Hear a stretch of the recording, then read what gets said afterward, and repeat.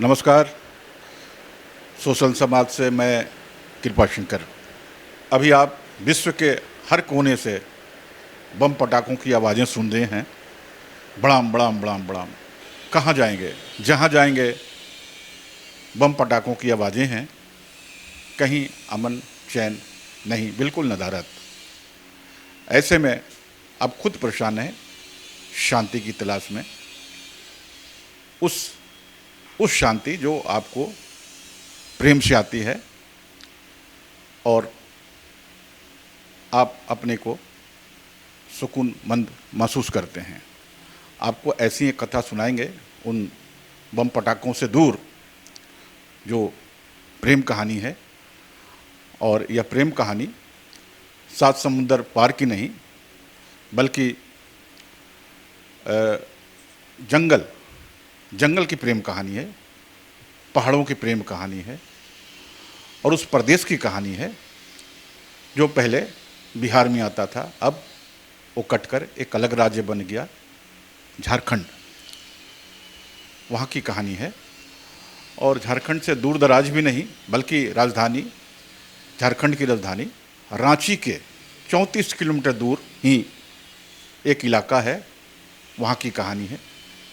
और बहुत ही ज़बरदस्त कहानी है और आदिवासियों की कहानी है। और आपको मालूम होगा कि आदिवासी जनजाति समुदाय के जो एक प्रणेता थे, डॉक्टर रामदयाल मुंडा, वे अक्सर कहा करते थे कि जे नाची से बाची, जे नाची से बाची। तो मैं उसी नाच और जीवन की कथा आपको सुना रहा हूँ। रांची से मात्र 34 किलोमीटर दूर एक जगह है जिसको दसम फाल कहा जाता है। दसम गढ़ भी माना जाता है। झरना है, पहाड़ है, और वहाँ झरना गिरता रहता है 24 घंटे।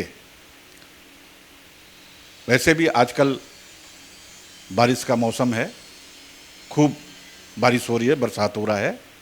बांग्ला में बोले तो वृष्टि पड़छे। तो उसी बारिश, पानी और उसके लय की कहानी है, उसके सुंदरता की कहानी है, उसके व्याकरण की कहानी है, गिरते हुए पानी के खूबसूरती की कहानी है। वह कथा आपको बहुत दिलचस्प लगेगी।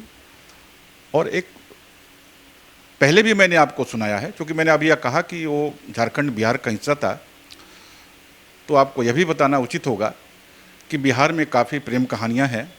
और पिछले एपिसोड में मैंने आपको बताया भी था, आम्रपाली की कथा मैंने आपको बताई थी। बहुत मशहूर कथा थी वो, आम्रपाली वाली। और उसके बाद बुद्ध की भी कथा मैंने आपको बताई थी।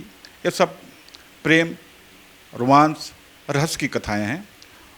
और इस भागम भाम की दुनिया में, इस बम पटाखों की दुनिया में प्रेम कहानियाँ आपको राहत देंगी, ऐसा हम महसूस करते हैं। तो मैं एक वैसे ही दसम फाल की कथा सुना रहा हूँ। वैसे तो अमूमन झारखंड की हरी भरी वादियों में कई प्रेम कहानियाँ आज भी सुनाई देते हैं। ग्रामीण क्षेत्रों में कई ऐसे किस्सागो इन कहानियों को बेहद रोचक तरीके से परोसते हैं। लेकिन दसम फाल की छेला की प्रेम कहानी थोड़ी अलग है और मज़ेदार है। इस प्रेम कथा में रोमांच है, रहस्य है, और प्रेम की जो प्रकाष्ठा है जिसे शब्दों में व्यक्त नहीं किया जा सकता, बस उसकी अनुभूति की जा सकती है। जैसे हीर रांझा, लैला मजनू की तरह झारखंड प्रदेश के तमाड़ इलाका है, रांची से बहुत नज़दीक है, वहीं की कहानी है। वहीं बागुरा पीढ़ी नामक गांव में छेला संधू नाम का एक युवक रहता था। छेला की इलाके में आज भी चर्चा होती है। छेला संधू को पाक सकम गांव की रहने वाली एक लड़की बिंदी से प्यार हो जाता है। कहते हैं कि बिंदी बेहद ही खूबसूरत थी, बहुत ही ज़्यादा। पाक सकम जाने के लिए दासोम फाल मतलब दसम फाल को पार करना पड़ता था। छेला काफ़ी मेहनती, ईमानदार और रसिक मिजाज का था। दिन भर वह काम करने और जानवरों को चराने के बाद शाम को वह बांसुरी बजाता, मांदर पर कंधे लेता और मुर्गा टांग लेकर अपनी प्रेमिका के पास अपने थकान मिटाने निकल पड़ता था। दसम फाल को पार करने के लिए छेला बंधु नामक लता लत्तर का जो होता है उसका सहारा लेता था, जो फॉल के उस पार से इस पार तक बनी हुई थी। उन दिनों फॉल को पार करने के लिए कोई दूसरा साधन नहीं था। उसे लता के सहारे छैला अपनी प्रेमिका के पास पहुंचता था। दरअसल छैला मुर्गा अपने साथ इसलिए रखता था ताकि उसे पता चल सके कि सुबह हो गई है। सिंधु बिंदु दोनों रात भर नाचते नाचते प्रेमालाप करते, और जब नाचने से मन भर जाता तो भोर तक बातें करते रहते। छैला को छोड़ बिंदी वापस नहीं जाना चाहती थी और न ही छैला बिंदी को छोड़ना चाहता था, लेकिन दोनों का यह प्रेम मिलन चोरी चोरी ही तो था। सुबह होते ही लोगों को जानकारी हो जाएगी, इस डर से दोनों अलग हो जाते, लेकिन रात को मिलने का वादा कर फिर दोनों अलग अलग जुदा हो जाते थे। यह बातें फैलने लगी थी। बिंदी और छैला की कहानी उन जंगलों में, पहाड़ों पर फैलने लगी थी।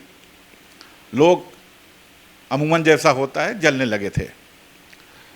ईर्ष्या की भावना से उन लोगों ने लता वेल के उस डोर को आधा अधूरा काट दिया जिसके सहारे छैला दसम फाल पार किया करता था। उस दिन भी रोजाना की तरह छैला उस अधकटी लता के सहारे फॉल पार करने की कोशिश करने लगा। जैसे ही वह बीच में पहुंचा, लता की डोर टूट गई और छैला दसम फॉल में हमेशा हमेशा के लिए विलीन हो गया था। बिंदी को क्या हुआ किसी को पता नहीं चला।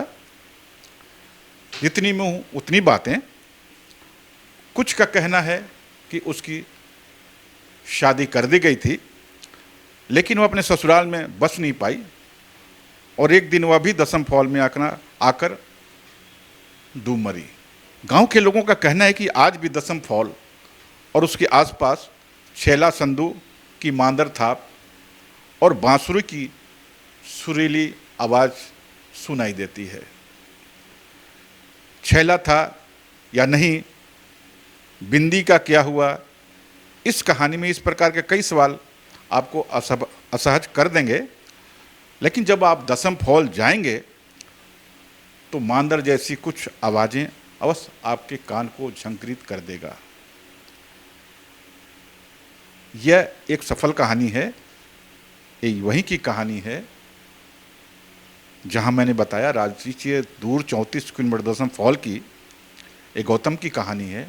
बहुत खूबसूरत कहानी है और इसको सुनना आपके लिए ज़रूरी है, क्योंकि आप दुनिया के तमाम छल छद्मों से दूर ऐसी कहानियाँ सुनते हैं तो जाहिर सी बात है कि आपके अंदर सच्ची प्रेम कहानी की आत्मा अवश्य सुनाई देती होगी।